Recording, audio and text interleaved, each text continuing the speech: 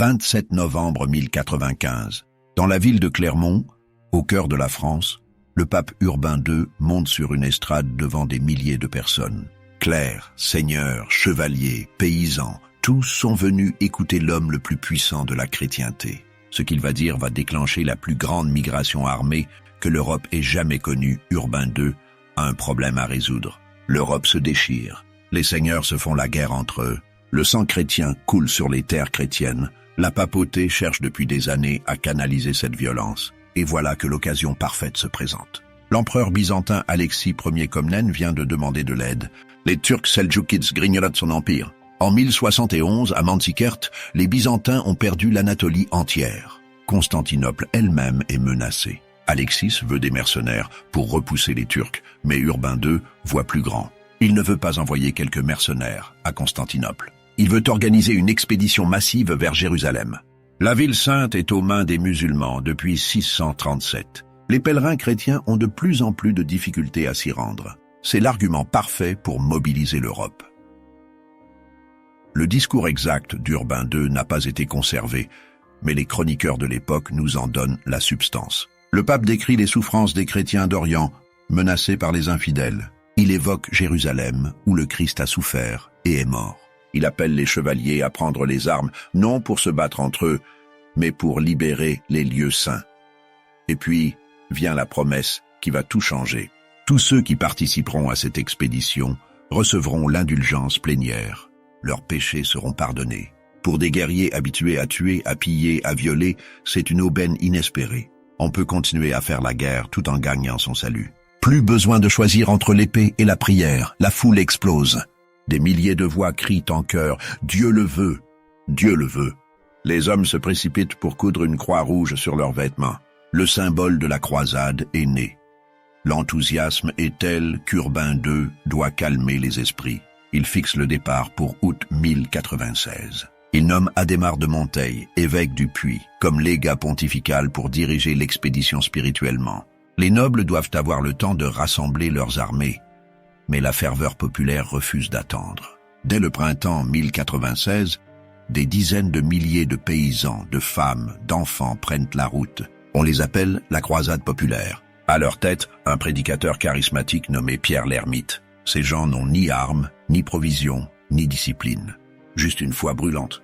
Ils croient que Dieu fera tomber les murailles de Jérusalem devant leurs prières. En traversant l'Europe, ils pillent pour survivre. Dans la vallée du Rhin, ils massacrent des communautés juives entières. Les Juifs sont accusés d'avoir tué le Christ. Si on va combattre les ennemis de Dieu en Orient, pourquoi ne pas commencer par ceux d'Occident? Des milliers de Juifs sont assassinés avant même que la croisade n'atteigne la Terre Sainte. Quand cette horde arrive à Constantinople, l'empereur Alexis est horrifié. Ce n'est pas l'aide militaire qu'il espérait. C'est une foule incontrôlable qui pille sa capitale. Il se débarrasse d'eux en les faisant traverser le Bosphore. Les Turcs les massacrent, presque tous près de Nicée. Des dizaines de milliers de morts. La croisade populaire se termine dans un bain de sang avant même d'avoir commencé, août 1096. Les vraies armées se mettent en marche. 4 contingents principaux, dirigés par les plus grands barons d'Europe. Godefroy de Bouillon, duc de Basse-Lorraine, vend toutes ses terres pour financer son expédition. Il part avec son frère Eustache de Boulogne et une armée de plusieurs milliers d'hommes. Raymond de Saint-Gilles, comte de Toulouse, est l'homme le plus riche du sud de la France. Il amène une armée provençale impressionnante et une fortune en or. Bohémond de Tarente, prince normand d'Italie du Sud, voit dans la croisade l'occasion de se tailler un empire en Orient. Robert Courteuse, duc de Normandie et fils du roi d'Angleterre, rejoint l'expédition avec Robert de Flandre. Ces hommes ne sont pas des saints. Ce sont des guerriers brutaux, habitués à la violence, avides de gloire et de terre. Mais ils sont aussi sincèrement convaincus de faire le travail de Dieu. Le voyage jusqu'à Constantinople prend des mois. Les différentes armées suivent des routes différentes à travers l'Europe et les Balkans. Elles pillent au passage pour se nourrir, laissant derrière elles une traînée de villages dévastés. Les populations locales vivent leur passage comme une calamité.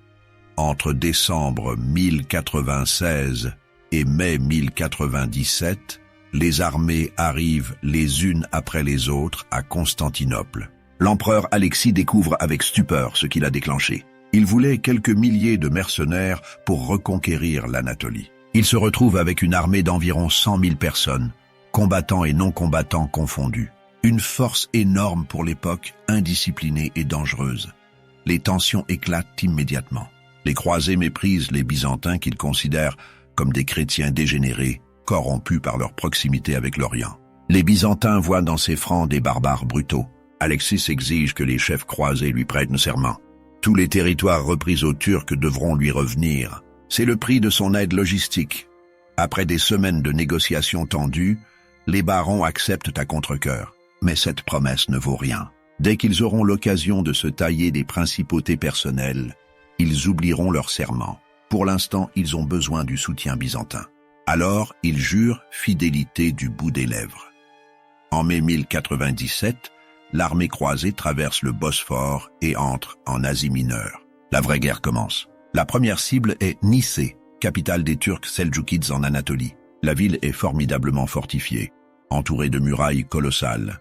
Le siège commence le 14 mai. Les croisés construisent des tours de siège, des catapultes, des trébuchets. Ils bombardent les murailles jour et nuit. Le 19 juin, après 5 semaines de siège, Nicée capitule, mais pas devant les croisés. L'empereur Alexis a négocié en secret avec la garnison turque. La ville se rend aux Byzantins. Les croisés sont furieux d'être privés du pillage qu'ils espéraient. Les tensions avec les Byzantins montent d'un cran. Mais il faut continuer vers Jérusalem. Le 1er juillet 1097 à Dorilé, les croisés affrontent pour la première fois l'armée turque en plaine. Les Turcs sont des cavaliers redoutables. Leurs archers à cheval harcèlent les croisés avec des pluies de flèches. Ils attaquent, se replient, reviennent à la charge. La bataille fait rage toute la journée sous un soleil écrasant. Les croisés sont en difficulté. Leurs chevaux lourds sont épuisés par la chaleur. Les flèches turques trouvent les failles dans leurs armures. Mais finalement, la discipline et la puissance de choc des chevaliers francs l'emportent. Quand ils chargent en masse, rien ne peut les arrêter. Les Turcs finissent par se retirer. La victoire ouvre aux croisés la route de la Syrie. Mais cette victoire a un prix. La traversée de l'Anatolie devient un calvaire. C'est l'été. Le soleil tape sans pitié sur des hommes en armure. Les terres sont arides, brûlées.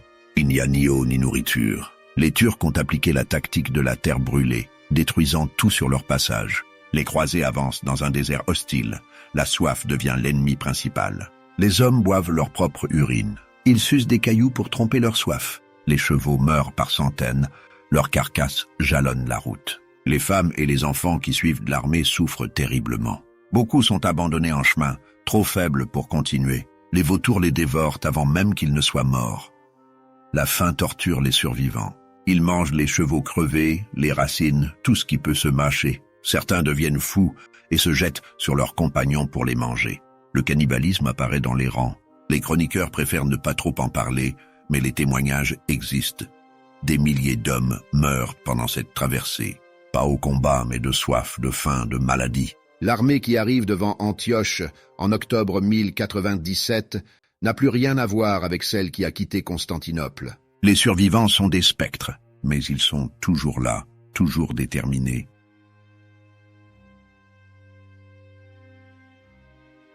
Antioche est une des plus grandes villes de la région. Ses murailles sont colossales, renforcées par des centaines de tours. La garnison turque est nombreuse et bien approvisionnée. Les croisés, épuisés par la traversée de l'Anatolie, arrivent devant ses défenses avec désespoir.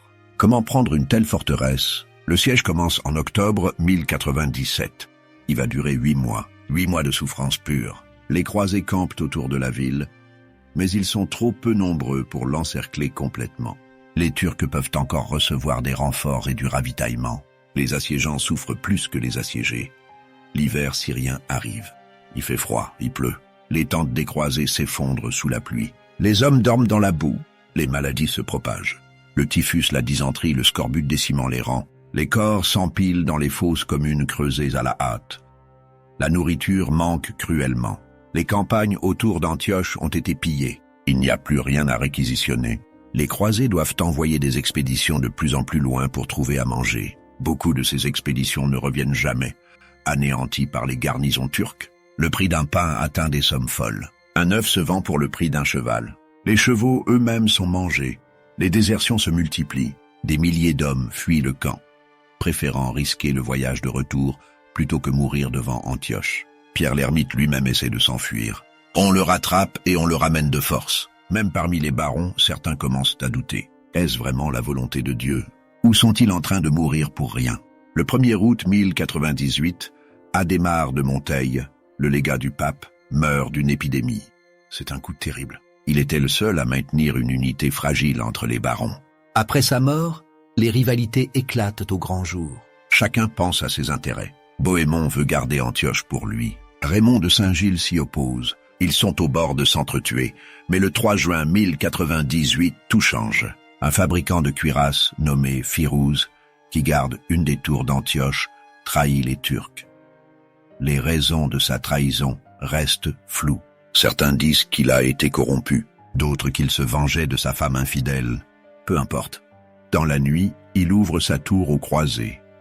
Les hommes de Bohémond escaladent les murailles. Ils se précipitent dans les rues d'Antioche. Ils tuent les gardes, ouvrent les portes. L'armée croisée se déverse dans la ville. Les Turcs, pris par surprise, n'ont pas le temps d'organiser la défense. Le massacre commence. Les croisés tuent tous les musulmans qu'ils trouvent. Hommes, femmes, enfants. La ville est pillée de fond en comble. Mais 3 jours plus tard, c'est le retournement. Une énorme armée turque de secours arrive, commandée par Kerboga, Atabeg de Mossoul. Les croisés qui viennent de prendre Antioche se retrouvent assiégés à leur tour. Ils sont pris au piège dans une ville qu'ils ont vidée de ses provisions. La situation est désespérée.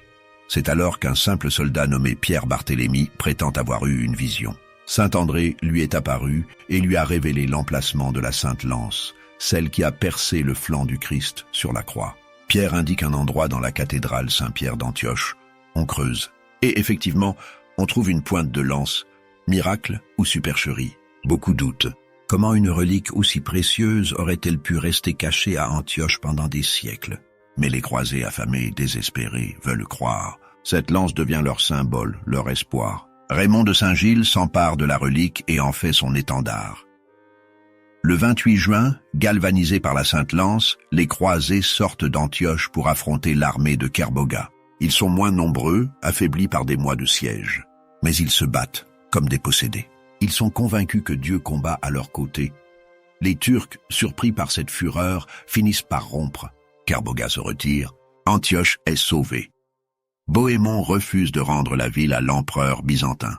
Il l'a conquise, elle est à lui. Les autres barons protestent, mais ne peuvent rien faire. La promesse faite à Alexis est rompue. La croisade continue sans les Byzantins. Après Antioche, l'armée stagne pendant des mois. Bohémond veut consolider son contrôle sur sa nouvelle principauté.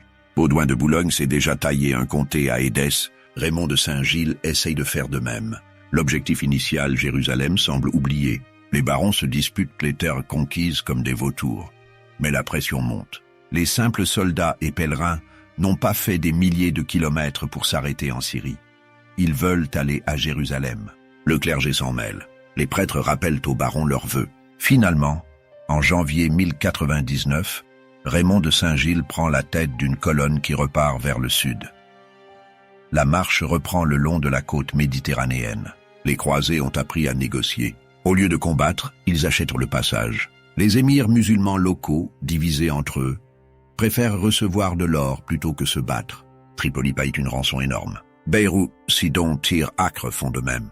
Les croisés avancent sans combattre, leurs coffres pleins d'or extorqués. En février, Raymond essaie d'assiéger Arca pour se créer un fief personnel. Le siège dure 3 mois et échoue lamentablement. Les autres barons le forcent à abandonner. Il faut aller à Jérusalem. Le but est proche maintenant.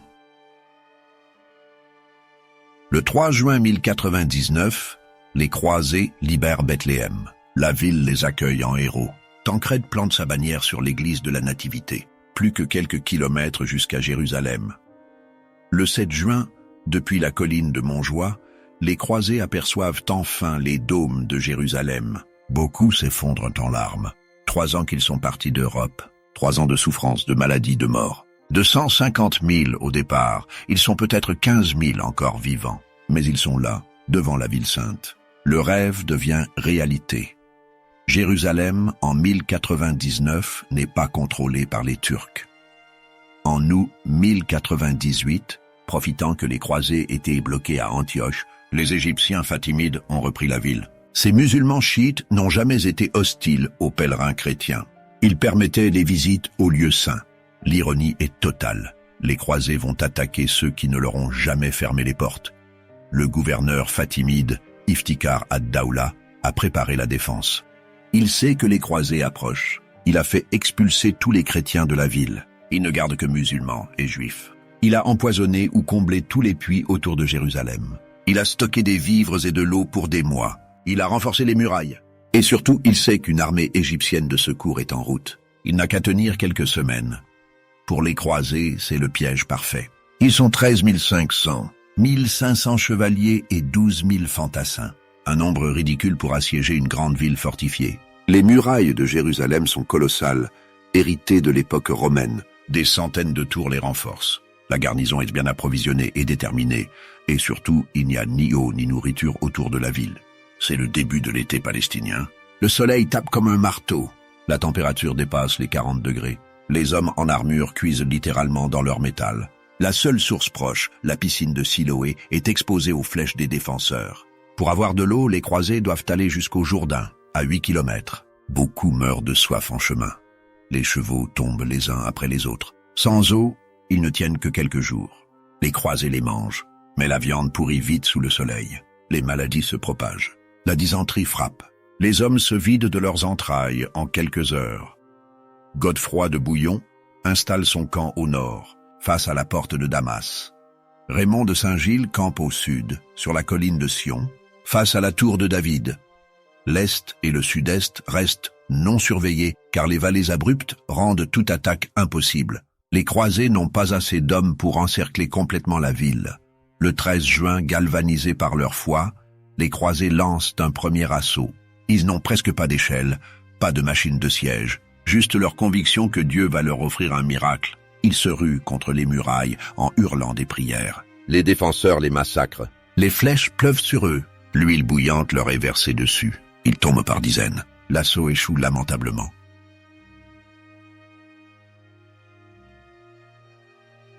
Cette défaite plonge les croisés dans le désespoir. Le miracle attendu ne vient pas. Dieu les a-t-il abandonnés? Ont-ils fait tout ce chemin pour mourir de soif devant Jérusalem? Certains commencent à parler de retraite, d'autres de négociation. Mais le 17 juin, 6 navires chrétiens accostent à Jaffa. 2 galères génoises transportent des armes, du matériel de construction et du ravitaillement. C'est un cadeau du ciel. Les charpentiers génois débarquent avec leurs outils. Ils peuvent construire des machines de siège. Mais il faut du bois. Tancrède de Hauteville et Robert de Flandre mènent une expédition dans les collines de Samarie. Là, miraculeusement, ils découvrent dans une grotte des madriers abandonnés.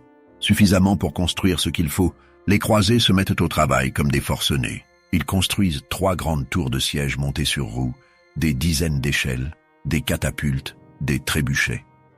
La fièvre les prend. Ils savent que l'armée égyptienne approche. Le temps joue contre eux. Il faut prendre Jérusalem maintenant ou abandonner. Chaque jour qui passe, des hommes meurent de soif, de faim, de maladie. L'armée fond comme neige au soleil.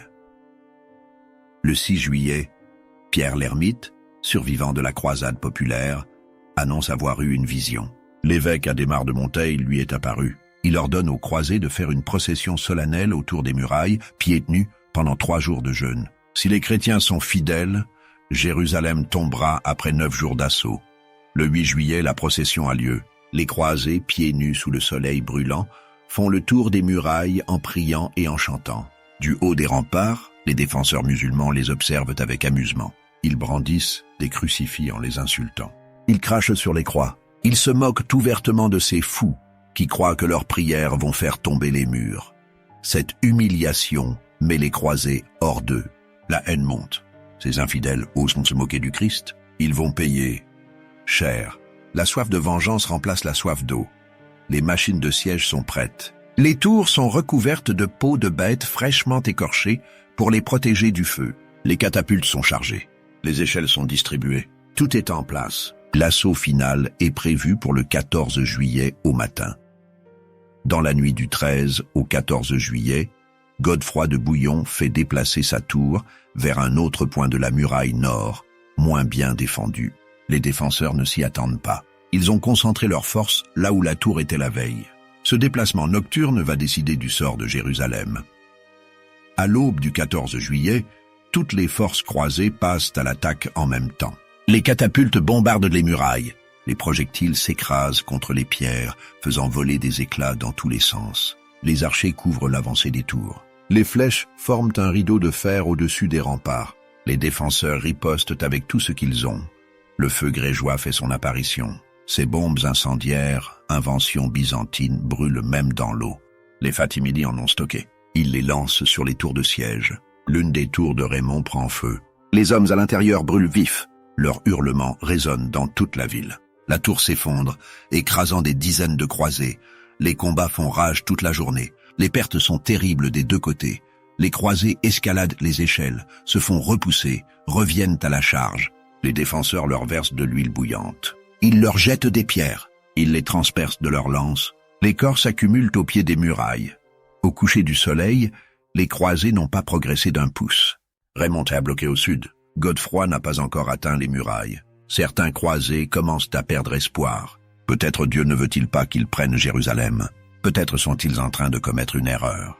Mais pendant la nuit, les charpentiers réparent les dégâts. Ils remplacent les sections brûlées. Ils renforcent les structures. Au nord, la tour de Godefroy est maintenant face à un point faible de la muraille. Les défenseurs, épuisés par une journée de combat, ne peuvent pas être partout. Le vendredi 15 juillet 1099 à l'aube, l'assaut reprend.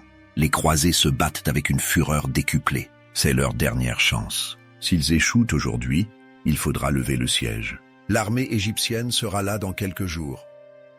Vers 9 heures du matin, l'heure où le Christ est mort sur la croix, la tour de Godefroy atteint enfin les murailles.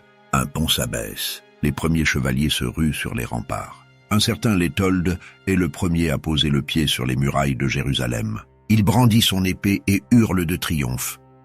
Les défenseurs, épuisés par 2 jours de combat incessants, commencent à céder. Quand ils voient les Francs sur les remparts, la panique les saisit. Ils abandonnent leur position.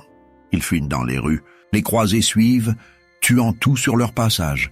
D'autres croisés escaladent maintenant les murailles sur des échelles. Ils ouvrent les portes de l'intérieur. Toute l'armée se déverse dans Jérusalem. C'est le début de l'horreur. Les croisés sont devenus fous. 3 ans de souffrance explosent en quelques heures. Ils tuent tout ce qui bouge. Hommes, femmes, enfants, vieillards, bébés, musulmans, juifs, peu importe. Tous ceux qui ne sont pas chrétiens doivent mourir. Dans les rues, c'est le carnage. Les épées s'abattent sans arrêt. Les têtes roulent sur les pavés. Les membres sont tranchés. Les ventres sont ouverts. Le sang coule à flots dans les ruelles en pente, formant des ruisseaux rouges qui dévalent vers les points bas de la ville. Un chroniqueur croisé écrira plus tard que le sang montait jusqu'aux chevilles, voire jusqu'aux genoux des chevaux. Une exagération certainement, mais qui montre l'ampleur du massacre. Le sang recouvre effectivement le sol dans de nombreuses rues. Les femmes sont violées avant d'être tuées. Les croisés, privés de femmes depuis 3 ans, se jettent sur elles comme des bêtes. Ils les prennent dans les rues, devant les cadavres de leurs maris et de leurs enfants. Puis ils les égorgent. Les bébés sont fracassés contre les murs. Les croisés les arrachent des bras de leur mère et les écrasent comme des insectes. Certains sont jetés du haut des murailles. D'autres sont embrochés sur des lances. Les vieillards qui ne peuvent pas fuir sont piétinés. Les croisés courent dans les rues, tuant tout ce qu'ils croisent. Les corps s'accumulent tellement qu'on ne peut plus avancer sans marcher dessus. La mosquée Al-Aqsa devient le théâtre d'une tuerie particulière. Des milliers de musulmans s'y sont réfugiés, espérant que le caractère sacré du lieu les protégerait. Les croisés enfoncent les portes. Ils entrent dans la mosquée avec leurs chevaux. Ils massacrent tous ceux qui sont à l'intérieur. Les chroniqueurs musulmans parlent de 3000 morts rien que dans Al-Aqsa. Les corps sont tellement nombreux qu'ils s'empilent jusqu'au plafond. Le sang forme une mare qui recouvre tout le sol de la mosquée. Les croisés pataugent dedans en continuant à frapper. Les Juifs de Jérusalem tentent de se réfugier dans leur grande synagogue. Ils s'y enferment, barricadent les portes. Les croisés ne peuvent pas entrer. Qu'à cela ne tienne. Ils mettent le feu au bâtiment. La synagogue brûle avec tous ceux qui sont à l'intérieur. Les hurlements des gens qui brûlent vifs résonnent dans toute la ville. Mais les croisés ne s'arrêtent pas pour écouter. Le pillage accompagne le massacre. Les croisés défoncent les portes des maisons. Ils massacrent les habitants et volent tout ce qui a de la valeur. Or, argent, bijoux, tissus précieux, épices, tout est emporté. Les maisons riches sont vidées de leurs trésors. Les objets religieux des mosquées sont fondus pour leur valeur en métal. Certains croisés s'entretuent pour un butin. Dans une maison, 2 groupes revendiquent le même trésor. Ils se battent. Le sang chrétien se mêle au sang musulman sur le sol. Le gouverneur Iftikhar ad-Daoula et une partie de la garnison se sont retranchés dans la tour de David, la citadelle la plus solide. Raymond de Saint-Gilles négocie avec eux. Il leur promet la vie sauve contre une rançon énorme. Le gouverneur accepte. Raymond tient parole. Il escorte Iftikhar et ses hommes jusqu'à Ascalon. C'est la seule note d'humanité dans ce bain de sang. Partout ailleurs, le massacre continue. Il dure toute la journée du 15 juillet et une partie de la nuit. Les croisés tuent jusqu'à l'épuisement, quand leurs bras ne peuvent plus lever l'épée. Quand ils sont trop fatigués pour continuer, seulement alors ils s'arrêtent.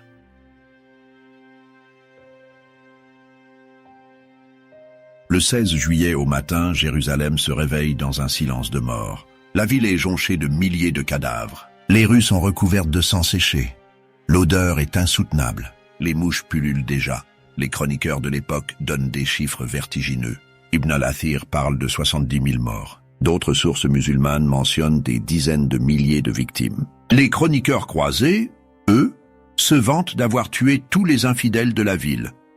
Les historiens modernes sont plus prudents. La population de Jérusalem en 1099 était d'environ 20 000 habitants. Elle avait augmenté avec les réfugiés des campagnes qui s'étaient mis à l'abri dans la ville. On peut estimer la population totale à peut-être 25 ou 30 000 personnes. Les estimations actuelles du nombre de victimes varient entre 3 000 et 10 000 morts. 3 à 10 000 morts, c'est moins que les 70 000 annoncés par les chroniqueurs musulmans. Mais c'est quand même entre un tiers et la moitié de la population de la ville massacrée en une journée. Un génocide à l'échelle médiévale. Le 16 juillet, un problème se pose. Des milliers de cadavres pourrissent sous le soleil. En plein été, ils vont rapidement se décomposer et propager des maladies. Il faut s'en débarrasser rapidement. Les croisés forcent les prisonniers musulmans survivants à ramasser les corps. Les prisonniers traînent les cadavres de leurs frères, de leurs femmes, de leurs enfants hors des murailles. Ils les empilent sur d'immenses bûchers. Les bûchers brûlent pendant des jours. La fumée noire flotte au-dessus de Jérusalem. L'odeur de chair brûlée imprègne la ville entière.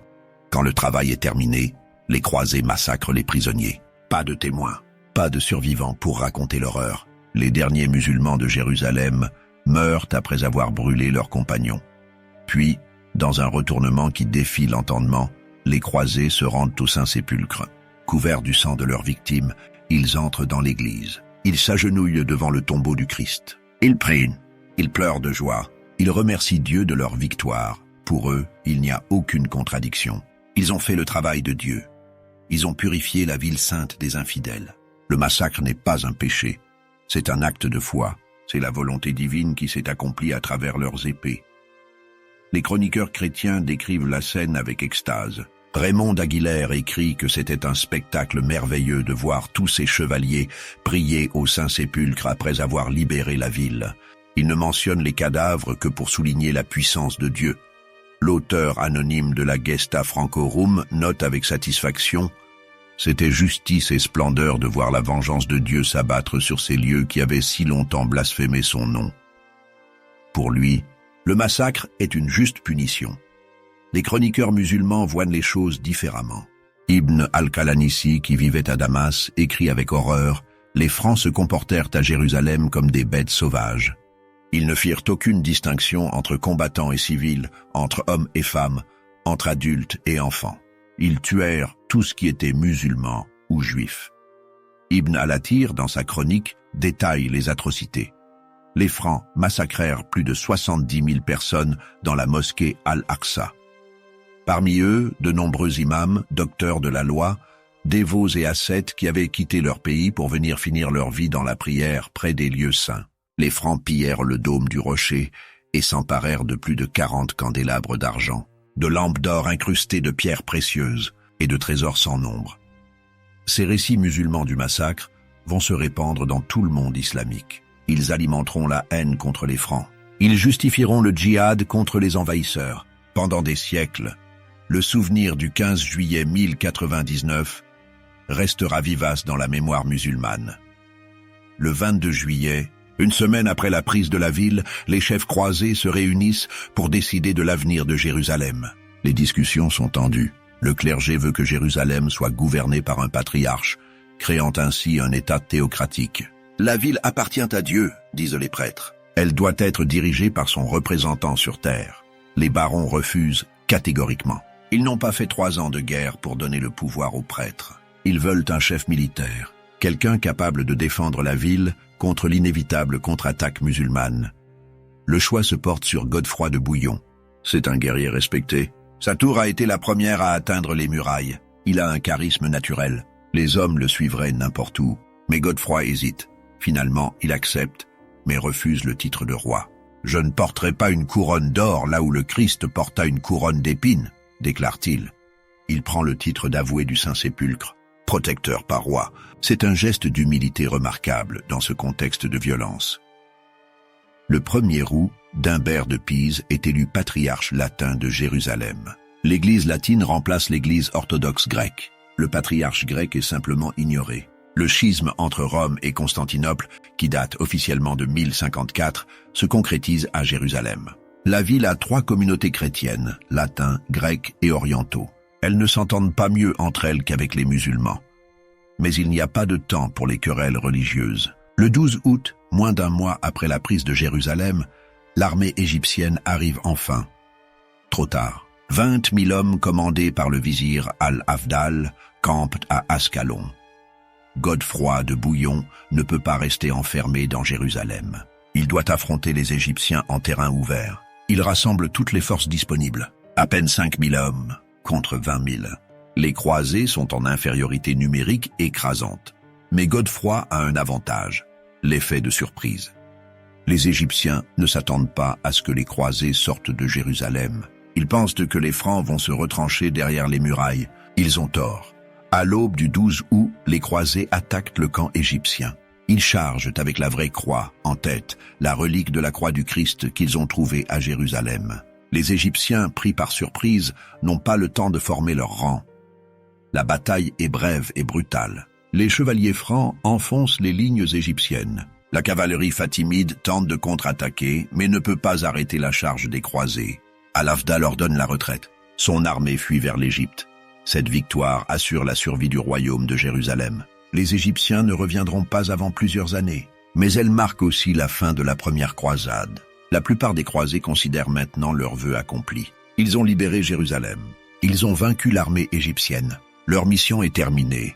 Des milliers de chevaliers et de soldats annoncent qu'ils rentrent chez eux. Sur les 13 500 hommes qui ont pris Jérusalem, il n'en restera que quelques centaines pour défendre le royaume. Godefroy se retrouve avec une poignée de guerriers pour tenir une ville en territoire hostile. Le royaume latin de Jérusalem est né dans le sang. Il survivra dans le sang. Pendant les 2 siècles suivants, il sera constamment en guerre. Les musulmans tenteront sans cesse de le reconquérir. Les croisades suivantes viendront le renforcer temporairement. Mais le royaume restera fragile, dépendant d'un flux constant de renforts d'Europe. Godefroy de Bouillon meurt en juillet 1100, à peine 1 an après avoir pris Jérusalem. Son frère Baudouin lui succède. Contrairement à Godefroy, Baudouin accepte le titre de roi. Il est couronné le 25 décembre 1100. Le royaume de Jérusalem entre dans une nouvelle phase. Sous Baudouin Ier, le royaume s'étend. Les croisés conquièrent les villes côtières, Haïfa, Césarée, Acre, Beyrouth, Sidon. Ils construisent des forteresses immenses, le Krak des Chevaliers, Beaufort, Château-Pèlerin. Ces forteresses sont des chefs-d'œuvre d'architecture militaire, presque imprenables. Le royaume développe une société unique, mélange d'Occident et d'Orient. Les Francs adoptent des coutumes locales. Ils portent des vêtements orientaux, mangent de la cuisine arabe, apprennent quelques mots d'arabe. Certains épousent des femmes locales, chrétiennes orientales ou même converties. Le commerce prospère. Jérusalem devient un carrefour entre l'Orient et l'Occident. Les marchands italiens, vénitiens, génois, pisans installent des comptoirs. Les épices, la soie, les pierres précieuses transitent par la Terre Sainte. Le royaume s'enrichit.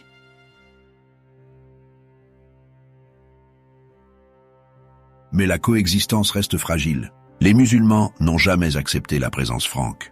Ils attendent leur heure, et en 1144, cette heure arrive. Zangi, Atabek d'Alep et de Mossoul reconquièrent le comté d'Édesse. C'est le premier État croisé à tomber. Le choc est énorme en Occident. Le pape lance un appel pour une deuxième croisade. Cette deuxième croisade, menée par le roi de France Louis VII et l'empereur germanique Conrad III, est un échec total. Elle n'arrive même pas à reprendre Édesse. Pire, elle renforce la détermination musulmane à chasser les Francs. En 1169, un jeune général kurde nommé Saladin devient vizir d'Égypte. En 1174, il s'empare de Damas. En quelques années, il unifie l'Égypte et la Syrie sous son autorité. Pour la première fois depuis des décennies, le monde musulman présente un front uni contre les croisés. Le 4 juillet 1187, à Hattin, l'armée du royaume de Jérusalem est anéantie par Saladin. Le roi Guy de Lusignan est capturé. La vraie croix est prise.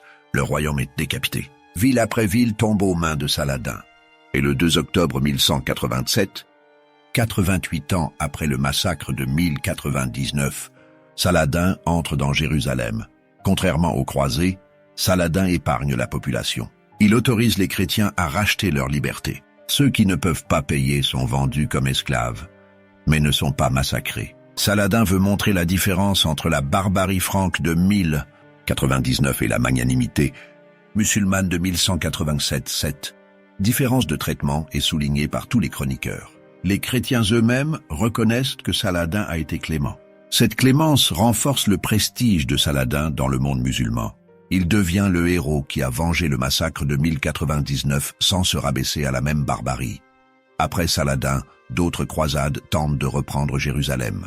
La troisième croisade, menée par Richard Centième-Heure de Lyon, reprend une partie de la côte, mais échoue à reconquérir Jérusalem. La quatrième croisade se détourne vers Constantinople, qu'elle pille en 1204, achevant de ruiner les relations entre catholiques et orthodoxes. Les croisades suivantes n'ont plus le même élan. L'enthousiasme initial s'est éteint. Les Européens commencent à se lasser de ces guerres lointaines et coûteuses. Les États croisés survivent, réduits à quelques villes côtières, constamment menacées. Le 18 mai 1291, la ville d'Acre, dernière forteresse croisée importante, tombe aux mains des Mamelouks. C'est la fin des États latins d'Orient. Les derniers Francs sont évacués par mer. Après presque 2 siècles, la présence croisée en Terre Sainte prend fin. Le 15 juillet 1099 n'est pas qu'une date dans les livres d'histoire. C'est une blessure qui ne s'est jamais refermée. Le massacre de Jérusalem a empoisonné les relations entre l'Occident chrétien et le monde musulman pour des siècles. Dans la mémoire musulmane, le massacre reste vivace. Il est régulièrement évoqué dans les discours politiques et religieux. Quand Oussama Ben Laden déclare la guerre aux croisés et aux juifs dans les années 1990, il se réfère explicitement aux croisades. Pour lui et pour des millions de musulmans, les croisades ne sont pas un événement médiéval lointain. C'est le symbole de l'agression occidentale contre l'islam. Cette instrumentalisation du passé n'est pas propre aux musulmans. En Occident aussi, les croisades ont été récupérées. Au XIXe siècle, pendant la colonisation, les puissances européennes se présentaient comme les héritières des croisés, apportant la civilisation aux barbares orientaux. Les soldats français qui débarquaient à Alger ou au Liban se voyaient comme les nouveaux croisés. Cette vision persiste encore aujourd'hui dans certains milieux. Quand George W. Bush, après les attentats du 11 septembre 2001, parle de croisade contre le terrorisme, il ravive des mémoires douloureuses. Le mot n'est pas innocent. Il évoque directement les croisades médiévales et le massacre de Jérusalem. Les historiens modernes ont tenté de réévaluer les croisades avec un regard plus neutre. Ils soulignent que le massacre de Jérusalem, bien qu'horrible, n'était pas exceptionnel pour l'époque. Les guerres médiévales étaient d'une brutalité extrême. Les massacres après la prise d'une ville étaient en courant, tant du côté chrétien que musulman. Saladin lui-même, pourtant présenté comme un modèle de chevalerie, a ordonné des massacres. Après la bataille de Hattin, il a fait exécuter tous les Templiers et Hospitaliers capturés, 200 chevaliers égorgés de sang-froid. Quand il a repris Acre en 1191, il a massacré la garnison chrétienne, 3000 hommes. Les Mongols, quand ils ont envahi le Moyen-Orient au XIIIe siècle, ont commis des massacres qui font pâlir celui de Jérusalem. À Bagdad, en 1258, ils ont tué peut-être 1 million de personnes. À Damas, ils ont rasé des quartiers entiers. La violence était la norme, pas l'exception. Mais cette contextualisation historique ne rend pas le massacre de Jérusalem moins horrible. Des milliers de personnes innocentes ont été tuées parce qu'elles avaient la mauvaise religion. Des familles entières ont été exterminées. Une ville entière a été noyée dans le sang. Le fait que d'autres massacres aient eu lieu ailleurs n'excuse rien. Le massacre de Jérusalem illustre les dangers de la guerre religieuse. Quand on combat au nom de Dieu, quand on voit l'ennemi comme un infidèle qu'il faut exterminer, toute limite morale disparaît. Les croisés qui ont massacré les habitants de Jérusalem ne pensaient pas commettre un crime. Au contraire, ils étaient convaincus de faire le bien. C'est cette certitude d'agir pour Dieu qui rend le fanatisme religieux si dangereux. Quand on est persuadé d'avoir Dieu de son côté, plus rien ne peut vous arrêter. Ni la pitié, ni la compassion, ni l'humanité. Les victimes ne sont plus des êtres humains. Ce sont des obstacles à la volonté divine. Ce mécanisme n'est pas propre aux croisades. On le retrouve dans tous les conflits religieux. Pendant les guerres de religion en France au XVIe siècle, catholiques et protestants se sont massacrés mutuellement avec la même conviction d'agir pour Dieu. Pendant la guerre de 30 ans, l'Allemagne a perdu un tiers de sa population, au nom de Dieu. Plus récemment, les génocides du XXe siècle ont montré que le fanatisme idéologique peut être tout aussi meurtrier que le fanatisme religieux. Les nazis étaient convaincus de purifier la race aryenne. Les Khmers rouges pensaient créer la société communiste parfaite. Les Hutus du Rwanda croyaient éliminer une menace existentielle. Dans tous les cas, la déshumanisation de l'ennemi a permis les pires atrocités. Le 15 juillet 1099 nous rappelle que nous sommes tous capables de commettre l'impensable. Les croisés qui ont massacré les habitants de Jérusalem n'étaient pas des monstres. C'étaient des gens ordinaires, des paysans, des artisans, des chevaliers, des hommes avec des familles, des rêves, des peurs. Mais ils ont été transformés en machines à tuer par une idéologie qui déshumanisait l'ennemi. Cette leçon reste d'actualité aujourd'hui. Dans notre monde où les tensions religieuses et ethniques persistent, où les discours de haine prolifèrent sur Internet, où les populistes présentent l'autre comme une menace existentielle, le souvenir de Jérusalem devrait nous servir d'avertissement. Le massacre de 1099 n'a pas été commis par des fous ou des sadiques. Il a été commis par des gens convaincus de faire le bien. C'est la leçon la plus terrifiante de cet événement. Le mal peut être commis avec les meilleures intentions du monde. L'enfer est pavé de bonnes intentions, dit le proverbe. Jérusalem en 1099 en est l'illustration parfaite.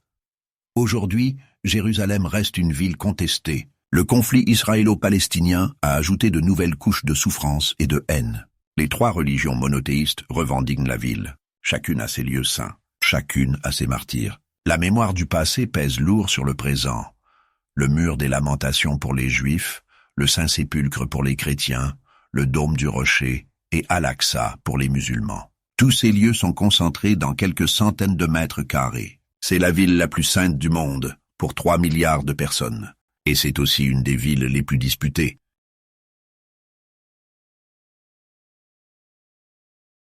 Le massacre de 1099 fait partie de cette mémoire collective. Pour les Palestiniens, c'est un symbole de l'invasion occidentale. Pour certains Juifs, c'est un rappel que Jérusalem a toujours été disputée. Pour les chrétiens, c'est un chapitre embarrassant de leur histoire. Peut-on dépasser cette mémoire? Peut-on regarder vers l'avenir sans être prisonnier du passé? C'est la question qui se pose pour Jérusalem et pour le monde entier. Les blessures de l'histoire ne se referment pas facilement, mais elles ne doivent pas non plus condamner les générations futures à répéter les erreurs du passé. Le 15 juillet 1099 a été un jour d'horreur. Des milliers de personnes sont mortes parce que d'autres pensaient avoir Dieu de leur côté. Cette certitude a transformé des hommes ordinaires en meurtriers. Elle a noyé une ville dans le sang. Elle a créé une blessure qui ne s'est jamais refermée. Plus de 9 siècles plus tard, cette blessure saigne encore. Le souvenir du massacre alimente les haines actuelles. Il est utilisé comme argument dans les conflits contemporains. Il empêche la réconciliation, mais le souvenir peut aussi servir d'avertissement. Le 15 juillet 1099 nous montre où mène le fanatisme. Il nous rappelle que la certitude d'avoir raison peut justifier les pires atrocités. Il nous enseigne que l'humanité de l'autre doit toujours être respecté, même en temps de guerre. Cette leçon n'a jamais été aussi actuelle. Dans un monde où les identités religieuses et ethniques sont de plus en plus utilisées à des fins politiques, où les discours de haine se banalisent, où l'autre est de plus en plus déshumanisé, le souvenir de Jérusalem devrait nous faire réfléchir. Le 15 juillet 1099, les croisés ont pris Jérusalem. Ils ont accompli leur mission. Ils ont libéré la ville sainte. Mais ils l'ont fait au prix d'un bain de sang qui résonne encore aujourd'hui. Ils ont noyé Jérusalem dans le sang. Et ce sang n'a jamais complètement séché.